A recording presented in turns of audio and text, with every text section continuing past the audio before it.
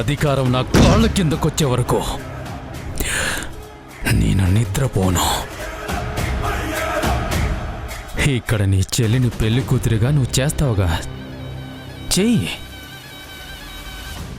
ఈ పాటికి అక్కడ పెళ్లి కొడుకు కూడా ముస్తాబవుతూనే ఉంటాడు.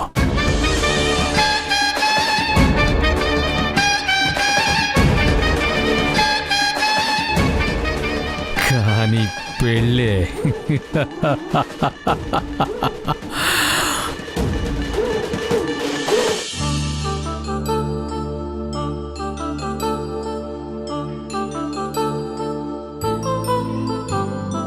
కళ్యాణం వైభోగం ఆనందరాగాల శుభయోగం. కళ్యాణం వైభోగం ఆనందరాగాల శుభయోగం. రఘువంశ రామయ్య సుగుణాల సీతమ్మ వరమాల కైవేచు సమయాన శివధనువు విరిచాకె వధువు మది గెలిచాకె మోగింది కళ్యాణ శుభవీణ. కళ్యాణం వైభోగం శ్రీరామచంద్రుని కళ్యాణం. ఆహాహాహా, నా అల్లుడు పెళ్లికొడుకు ముస్తాబులో కూడా పట్టాభిషేకానికి వెళ్తున్న మహారాజులా ఉన్నాడు. నా అదిష్టే తగిలేలా ఉంది. ఏంటి బావా ఇది, రాచరికంలో పుట్టావు, అలాంటి నువ్వు ఇల్లరికం వెళ్ళడం ఏంటి? ఎంత పరువు తక్కువ ఆలోచించావా? బావా, నేను చేసుకుంటుంది దాక్షాని, అది నా అదృష్టం. 32 గ్రామాల ప్రజలతో దేవతలా కీర్తించబడుతున్న ఆమె నా జీవితంలోకి రావడం నా వరంగా భావిస్తున్నాను. నిజమేరా ఆదిత్య, నీ చిన్నతనంలోనే అన్నయ్య వదిన దూరం అయిపోయారు. ఆ భగవంతుడు ఎందుకిలా చేశాడో అనుకున్నాను. ఇప్పుడు దేవతలాంటి అమ్మాయి నీకు భార్యగా వస్తున్నందుకు నాకు చాలా ఆనందంగా ఉంది. ఆ బంధం ఎప్పుడూ ఆనందంగా ఉండాలంటే ఎటువంటి పొరపాటు జరగకుండా జాగ్రత్తగా ఉండు. అత్తయ్య, అమ్మలా పెంచిన నువ్వే బాధ్యతగా ఎలా ఉండాలో నేర్పించావు. మరి పొరపాటు ఎందుకు జరుగుతుంది? అధికారం ఉన్న చోటే శత్రువులు కూడా ఉంటారు. ఎదురుగా వస్తే రాజువు కాబట్టి ఎదిరిస్తావు. కాని వెన్నుపోటు పొడిచేవాళ్లు, నమ్మించి గొంతు కోసేవాళ్లు ఉంటారని తెలుసుకోవటమే రాచరికంలో ఉన్న గొప్పతనం. తప్పకుండా అత్త, మీరు చెప్పిన మాట అనుక్షణం గుర్తుపెట్టుకుంటాను. కానీ నా దాక్ష ఉండగా అక్కడ ఎలాంటి ఇబ్బంది ఉండదని నమ్ముతున్నాను.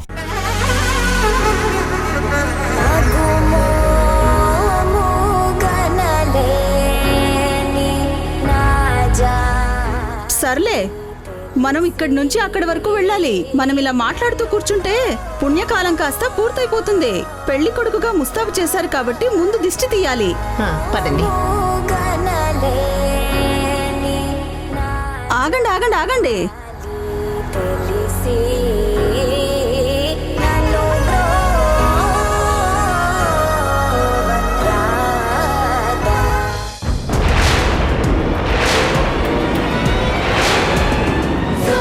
ఇదేంటి ఇలా జరిగింది?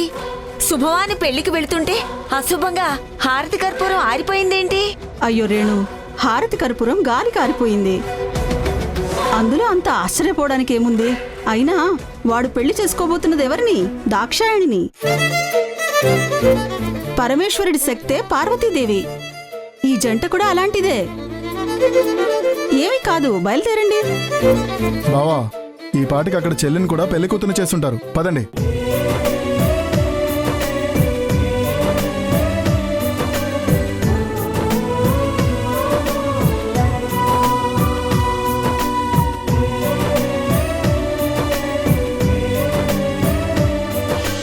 దక్ష,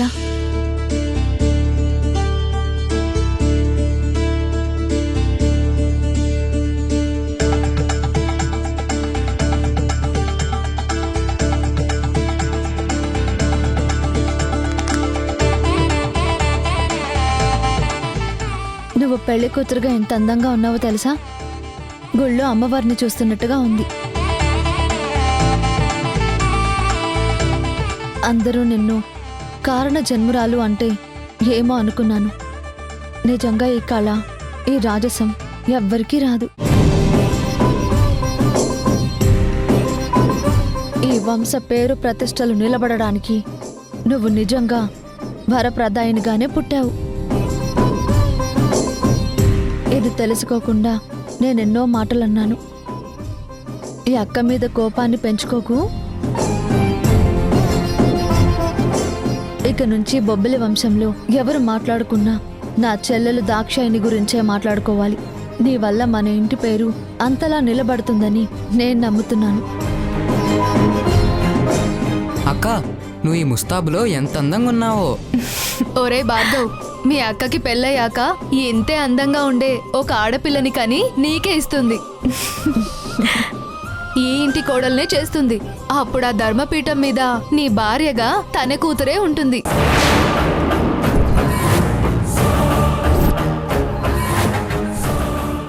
అంతే కదా రుద్రాణి? చెప్పు రుద్రాణి, పెద్దావిడ పెద్ద మనసు చేసుకొని పెద్ద మాట అడిగింది కదా, నీ మనసులో ఉన్న మాట చెప్పు.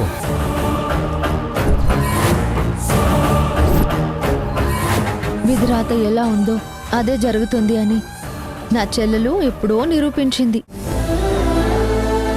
రేపనేది ఎలా ఉంటుందో ఈరోజు ఎలా చెప్పగలం? అయినా తనెప్పుడూ బాగుండాలి. నా ఆనందంలో తను ఉండాలి. అదే నేను కోరుకుంటాను. అక్క, ఇంతమంది అభిమానించే వాళ్ళు నా చుట్టూ ఉన్నందుకు నిజంగా నేను అదృష్టవంతురాల్ని. నా తోడుగా నువ్వుంటే ఏ కీడు రాదని నేను నమ్ముతాను.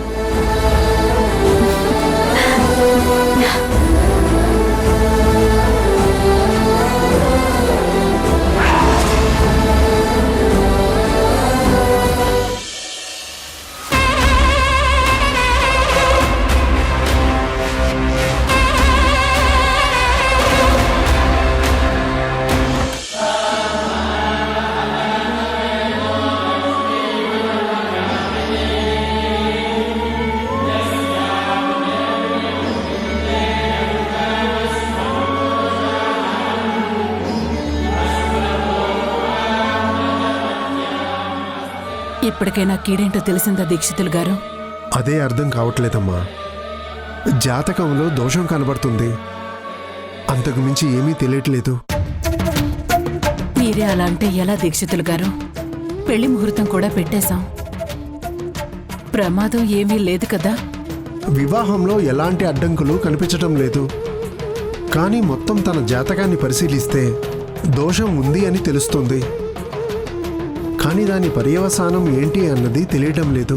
ప్రమాదం ఏంటో తెలిస్తేనే కదా పరిష్కారం ఆలోచించడానికి. దేవుడైన రాముడు కూడా విధిరాతను తప్పించుకోలేకపోయాడు. అదేనమ్మా జాతకం. దాన్ని ఎవ్వరం మార్చలేం. ఇంతవరకు నడిపించింది ఆ భగవంతుడే కదా. ఆయన మీద భారం వేసి ముందుకు వెళ్ళడమే. అయినా చేసేది మంచే కాబట్టి మంచే జరుగుతుందని ఆశిద్దాం.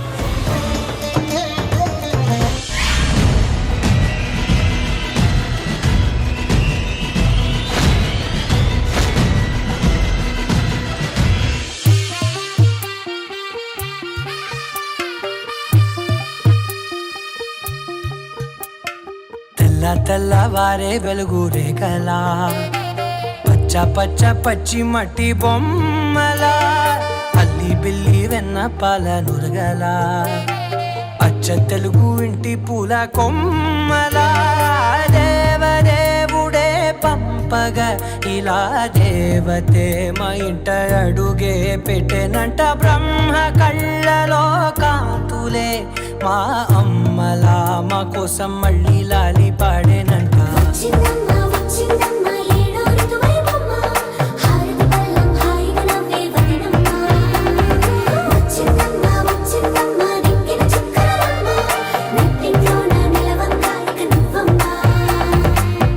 తెల్లవారే వెలుగు రేఖలా, పచ్చ పచ్చ పచ్చి మట్టి బొమ్మలా.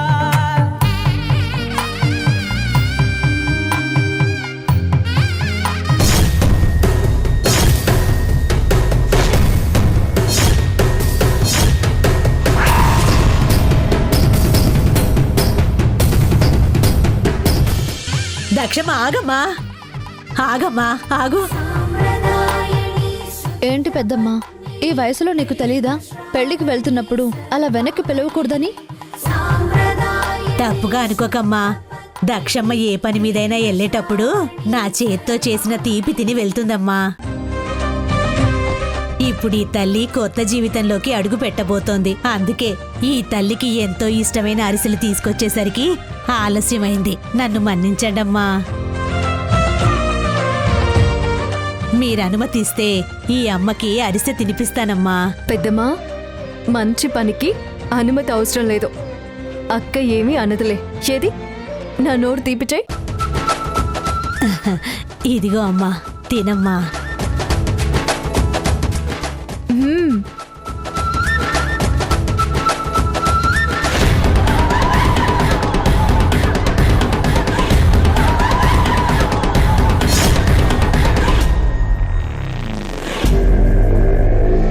వస్తాను పెద్దమ్మా. చల్లగా ఉండమ్మా.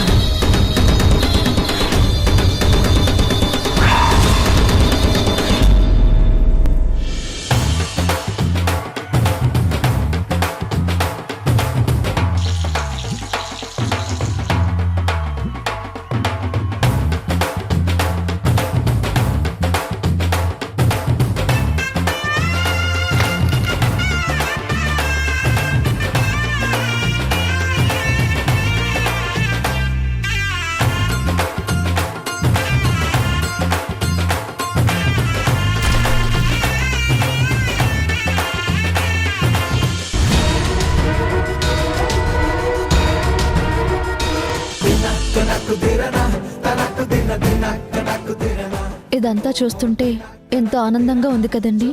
నాకు మాత్రం చాలా ఆశ్చర్యంగా ఉంది. అసలు నువ్వేనా అన్న అనుమానం వస్తుంది. ఎందుకు? దాక్షాయణ్ణి దేవతలా చూస్తున్నారు. అందులో కొత్త ఏమీ లేదు. కానీ దాన్ని చూసి నువ్వు ఆనందిస్తున్నావు. ఇదే చాలా వింతగా ఉంది. జరుగుతున్నది నా చెల్లి పెళ్ళండి. మనకున్న స్థాయికి ఉత్సవంలాగే జరుగుతుంది. కానీ జనమంతా కలిసి బ్రహ్మోత్సవంలా చేస్తున్నారు. ఆనందించకుండా ఎలా ఉంటాను? నీ చెల్లెల్ని నువ్వు దేవతలా చూస్తున్నావని అర్థమైంది. దేవతలు ఎప్పుడూ కంటికి కనిపించే రుద్రాని ఫోటోలో మాత్రమే ఉంటారు.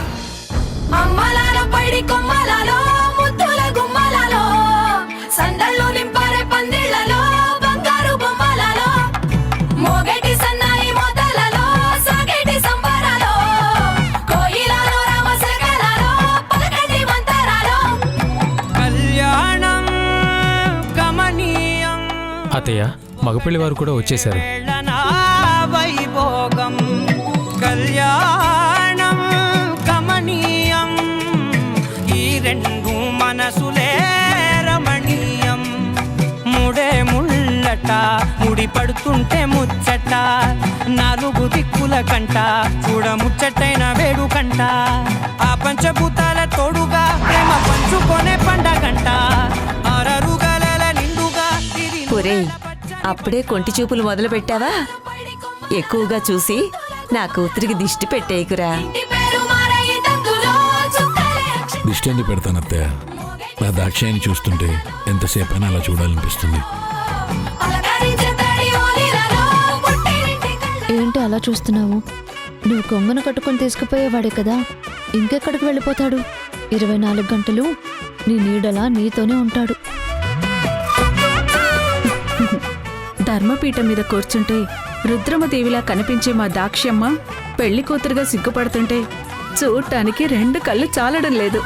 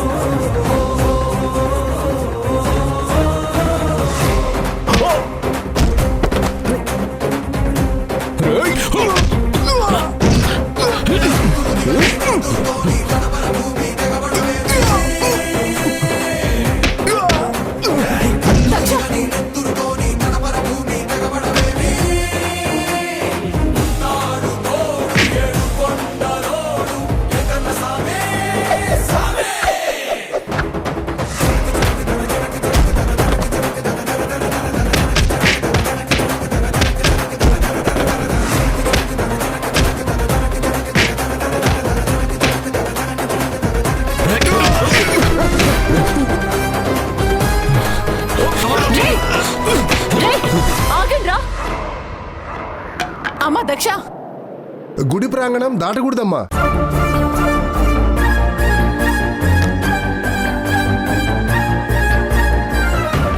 అవునమ్మా, మరి కాసేపట్లో నీకు పెళ్లి జరగబోతుంది. ఇప్పుడు నువ్వు ఈ మండపం దాటకూడదు. వాళ్ళని పట్టుకోండి. ఎటువంటి పరిస్థితుల్లోనూ వదలొద్దు. ఆయన మీదే హత్య ప్రయత్నం చేశారంటే వాళ్ళెవరో తెలియాలి. ధర్మపీఠం ముందు నిలబెట్టి వాళ్ళకి తగిన శిక్ష విధించాలి. దక్ష, అవన్నీ నేను తెలుసుకుంటాను. వాళ్ళని విడిచిపెట్టే ప్రసక్తే లేదు. ముందు నువ్వైతే మండపంలోకి పద. దీక్షితులు గారు, దాక్షాయని జాతకంలో పొంచి ఉన్న గండం ఇది కాదు కదా. ఈ గుడి ప్రాంగణంలోనే అల్లుడి గారి మీద జరిగిన దాడి తీరు చూస్తుంటే నాకు చాలా భయంగా ఉంది. లేదమ్మా, దాక్షాయణి జాతకంలో సుమంగళి యోగం ఉంది. అయినా ఇది ఎవరో గిట్టని వాళ్ళు చేసిన పని. మీరు అనవసరంగా భయపడకండి. ఏది ఏవైనా సరే, కళ్యాణం అనుకున్న రోజే ఇలా కత్తులు దూసుకోవడమేంటో. అమ్మా, సర్వం తెలిసిన జగన్నాథుడి సన్నిధిలో జరుగుతున్న వివాహం తీసుకోమ్మా. అమ్మా, దీక్షితులు గారు దైవస్వరూపులు. ఆయన ఇంత ధైర్యంగా చెప్పాక ఇంకా నువ్వు భయపడాల్సిన పనేముంది? ముహూర్తం దాటిపోకుండా కళ్యాణం జరిపించాలి. పదండి వెళ్దాం. రండి బాబు.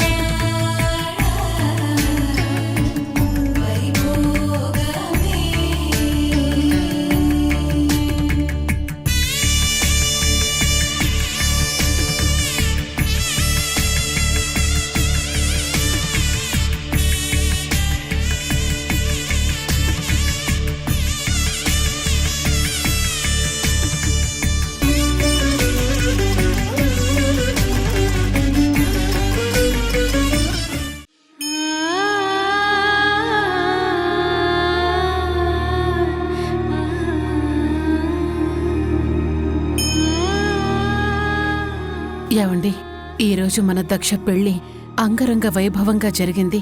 మీరుండుంటే ఇంకా బాగా చేసేవారేమో. పెళ్లిలో జరిగిన అపశృతి ఛాయలు కూడా కనబడనిచ్చేవారు కాదు.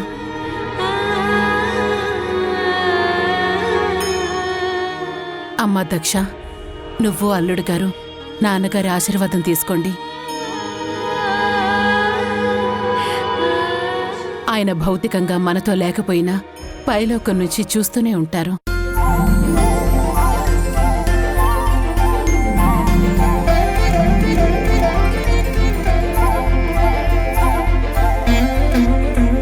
రండి.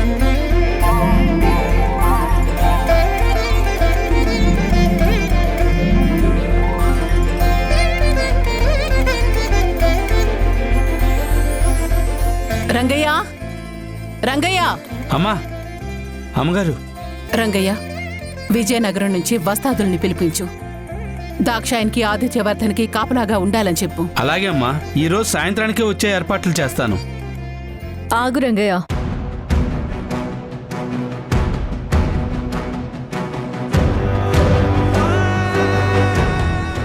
ఎవరిని పిలవద్దు. అదేంటమ్మా, శత్రువు ఉన్నాడు అని తెలిసాక ధైర్యంగా ఉండడం మంచిదే, కానీ జాగ్రత్తగా ఉండడం కూడా అవసరం. అది నీకెందుకు అర్థం కావడం లేదు? చూడమ్మా, శత్రువుకి ఎదురు వెళ్లేవాడే రాజవుతాడు. నన్ను నా కుటుంబాన్నే కాపాడుకోలేని దాన్నే అయితే 32 గ్రామాల ప్రజలని ఎలా కాపాడగలను?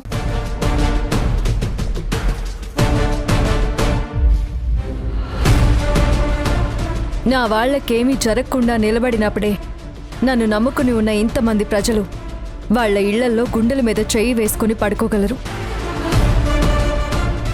నా భర్త నాకు ధైర్యంగా ఉన్నారు. ఇంక నువ్వు భయపడాల్సిన అవసరం లేదమ్మా.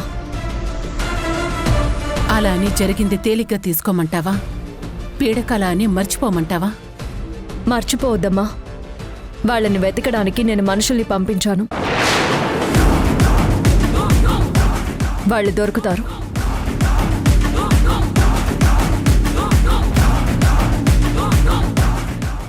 రుద్ర, అందరూ కిందుంటే నువ్వేంటి ఇక్కడున్నావు?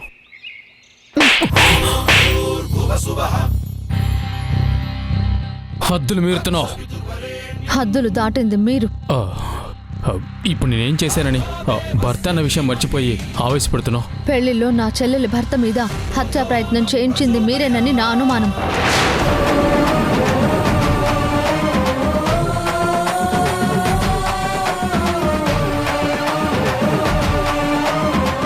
చెల్లికి కీడు తలపెట్టిన భర్తని రుద్ర క్షమిస్తుందా?